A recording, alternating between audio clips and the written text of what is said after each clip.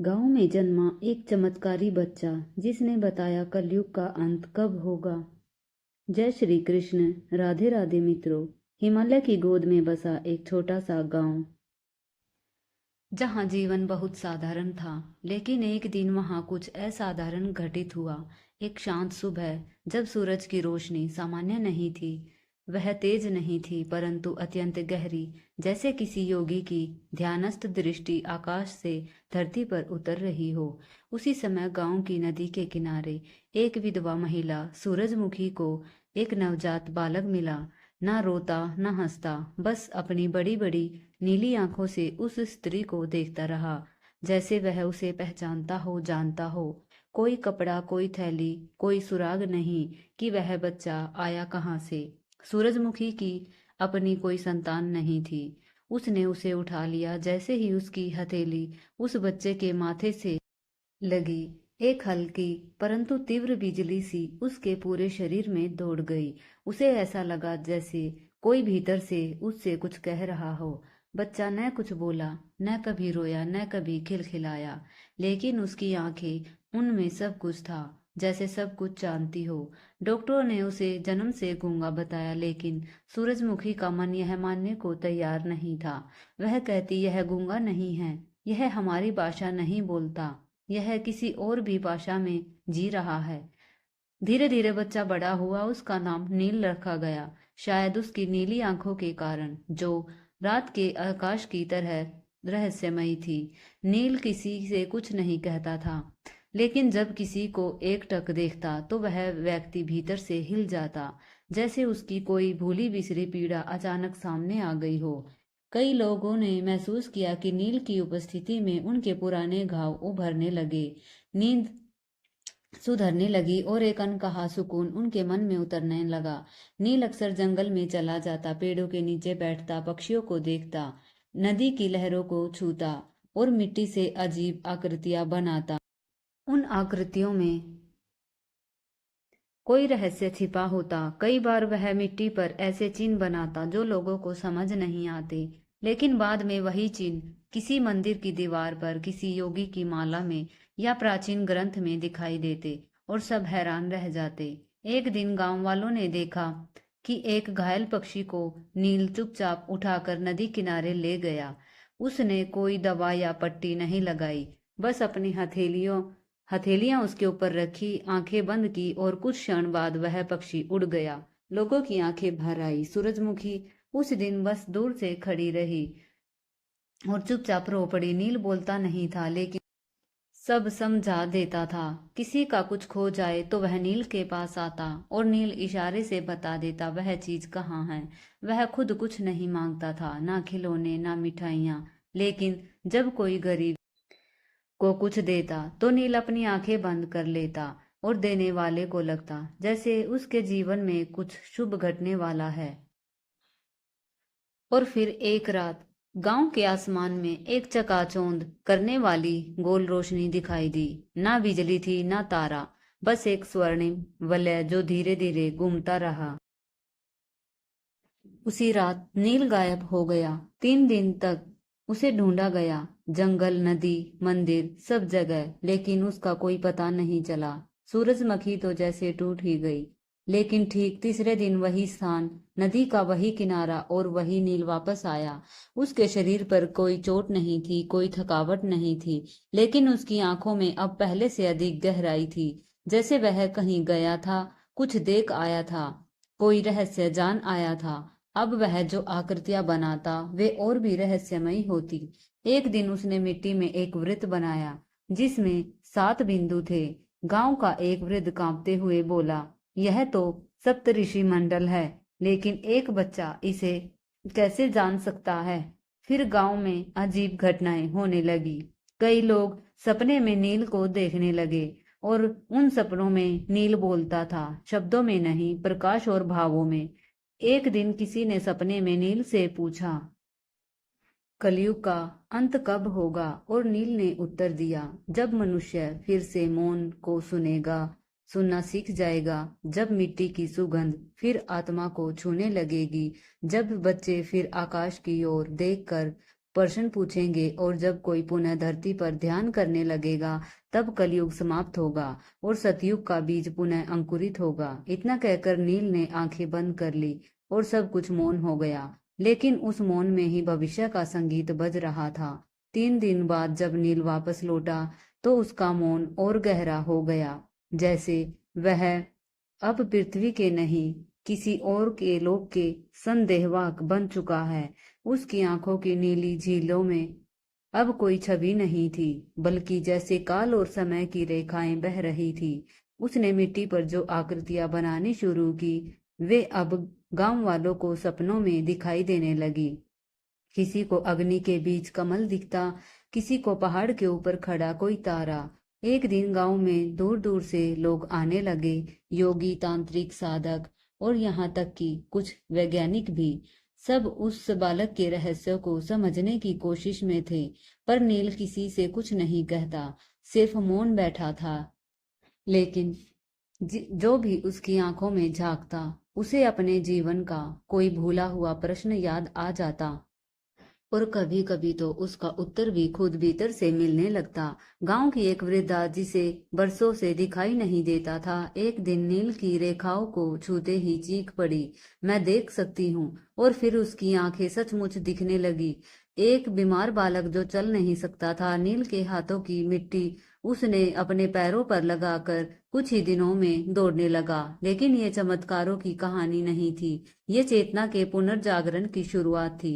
एक दिन नील ने अपने छोटे हाथों से गांव के पास एक पुराना वृक्ष चुना और वहां ध्यान में बैठ गया। 7 दिन तक वह न तो हिला, न उसने कुछ खाया न पिया। लेकिन गांव में एक अनोखा परिवर्तन शुरू हो गया। लोग एक दूसरे से झूठ बोलना छोड़ने लगे, आपस के विवाद सुलझने लगे और कई लोग अनायास ही ध्यान करने लगे जिन्हें पहले उसका अर्थ भी नहीं आता था। 7वें दिन गांव में एक भयंकर तूफान आया।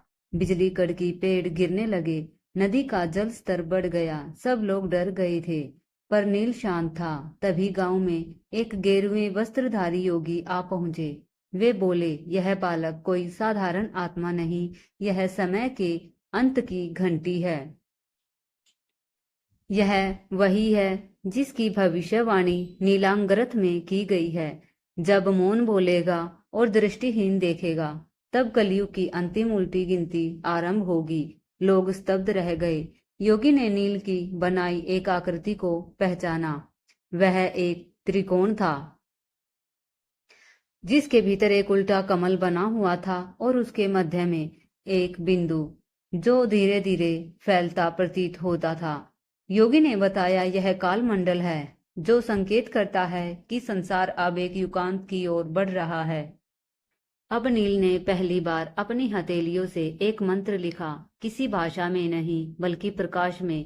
उसकी उंगलियों से निकलती हुई रेखाएं हवा में ठहर गई और उनमें अर्थ बनने लगा।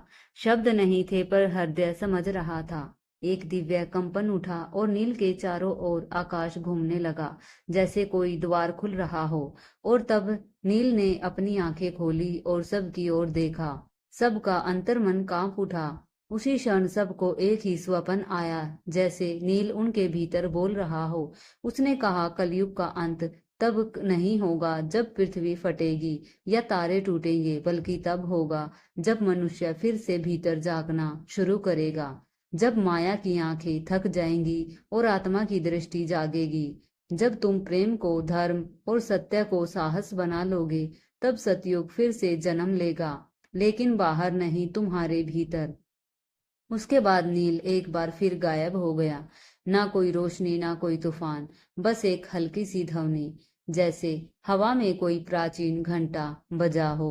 गांव के लोग आज भी उसकी प्रतीक्षा करते हैं और कहते हैं, जब भी कोई बच्चा पूरी निष्ठा से मिट्टी में कुछ बनाता है, जब कोई माँ बच्चे को मौन में थपकियां देती है, जब कोई बूढ़ा अपने जीवन की अंतिम सांसों में शांति महसूस करता है, तब नील कहीं न कहीं मुस्कुरा रहा होता है। और उसके बनाए चित्र आज भी पुरानी गुफाओं, मंदिरों और सपनों में उभर आते हैं, क्योंकि नील कभी गया नहीं। वह हर उस आत्मा में जीवित है जो सत्य की तलाश में मौन से संवाद करती है। समय बीत गया। गांव अब गांव नहीं रहा, वहां सड़कें बन गई, मोबाइल टावर खड़े हो गए, खेतों की जगह इमारतें उग आई, और नदी अब एक सीमेंट के पुल के नीचे बहती थी, सिकुड़ी, सहमी और थोड़ी शर्मिंदा सी। सूरजमुखी अब नहीं थी, लेकिन उसकी एक तस्वीर पुराने घर के कोने में अब भी मुस्कुराती थी। लोग अब नील को भुला चुके थे। उसे अब एक पुरानी कथा कहा जाने लगा, जिसे दादा नानी कभी किस्सों में सुनाती थी। लेकिन एक दिन एक आर्टिफिशियल इंटेलिजेंस लैब में कुछ अजीब हुआ। वहां डेटा साइंटिस्ट्स एक ऐसा कोड बना रहे थे जो मानव भावनाओं को पहचान सके। जैसे ही उन्होंने मशीन से कहा, सच्चे मौन का अर्थ बताओ, कंप्यूटर स्क्रीन खाली हो गई और उस पर एक नीली आंख चमक उठी। वही आंख, वही नील की आंख। सारे उपकरण हिलने लगे। पूरे कमरे में एक कंपन हुआ। लोग घबरा गए। फिर स्क्रीन पर एक एक कर शब्द प्रकट हुए। तुमने सब सुन लिया, लेकिन कभी खुद को नहीं सुना। अब क्या सचमुच सुनना चाहोगे? वैज्ञानिक अवाक रह गए। स्क्रीन पर अब एक आकृति बनी, एक वृत्त, जिसके भीतर 7 बिंदु और एक कमल था। वही सप्तऋषि मंडल। पूरी लैब में हंगामा मच गया। अगले ही दिन एक झुग्गी बस्ती में एक महिला ने बताया कि उसका गूंगा बच्चा अचानक रात में आंखें बंद करके कुछ आकृतियां बना रहा था, और सुबह उसकी आवाज लौट आई। दिल्ली की ट्रैफिक पुलिस को एक दिन एक बच्चा फुटपाथ पर मिला, जो कुछ नहीं बोलता था, लेकिन एक घायल कुत्ते को बस देखकर ठीक कर देता। टीवी चैनलों पर खबरें चलने लगी, क्या वही नील वापस आ गया है? फिर एक दिन इंटरनेट डाउन हो गया पूरी दुनिया में। लेकिन जो भी लोग मोबाइल या लैपटॉप स्क्रीन पर देख रहे थे, वहां सिर्फ एक ही वाक्य लिखा था, कलयुग अब तुमसे बाहर नहीं, भीतर है। और वहीं उसका अंत भी है। सभी धर्मों, सभी विज्ञानों और सभी स्वप्नों के बीच अब एक ही संदेश गूंज रहा था, शांति खोजनी है तो पहले शोर से बाहर नहीं, शोर के भीतर मौन ढूंढो। और तब हर किसी ने एक पल को अपनी आंखें बंद कर दी। उस दिन पूरी दुनिया में पहली बार सामूहिक मौन हुआ, और उस मौन में नील फिर दिखाई दिया। किसी के स्वप्न में, किसी की आंखों में, किसी की मिट्टी में। अब नील नहीं, कहीं नहीं था, क्योंकि वह हर जगह था। हर उस क्षण में जब कोई इंसान स्वार्थ छोड़कर सेवा करता, जब कोई माँ अपने बच्चे को देखकर बिना शब्दों के प्यार करती, जब कोई व्यक्ति ध्यान में बैठता और खुद से मिलने लगता, वहां नील होता था। क्योंकि नील अब कोई बालक नहीं था, वह अब एक चेतना था, एक स्मरण, एक स्पंदन, एक मौन की आवाज, जो बताती है सतयुग बाहर नहीं आएगा, वह तब जन्म लेगा जब तुम अपने भीतर से कलयुग को विदा कर दोगे। तब धीरे धीरे दुनिया को यह एहसास होने लगा कि कल की अवतार जन्म ले चुका है, पर वो न अश्वारूढ़ योद्धा के रूप में आया, न हाथ में तलवार लेकर। वह आया मौन बनकर। और जिसने इस मौन को समझ लिया, उसे फिर किसी और ज्ञान की जरूरत नहीं, क्योंकि ब्रह्मांड की सच्ची भाषा ही मौन है। और जो इस मौन में उतर गया, फिर वह सृष्टि का भाग नहीं रहा, वह सृष्टि का कारण बन गया। अगर ये रहस्यमयी और आध्यात्मिक कथा आपके अंतर्मन को स्पर्श कर गई हो, तो कृपया हमारे चैनल को लाइक और सब्सक्राइब जरूर करें, ताकि ऐसे ही दिव्य अनुभव आप तक लगातार पहुंचते रहे। कमेंट बॉक्स में जय श्री राम लिखकर अपने भाव अवश्य प्रकट करें। राधे राधे।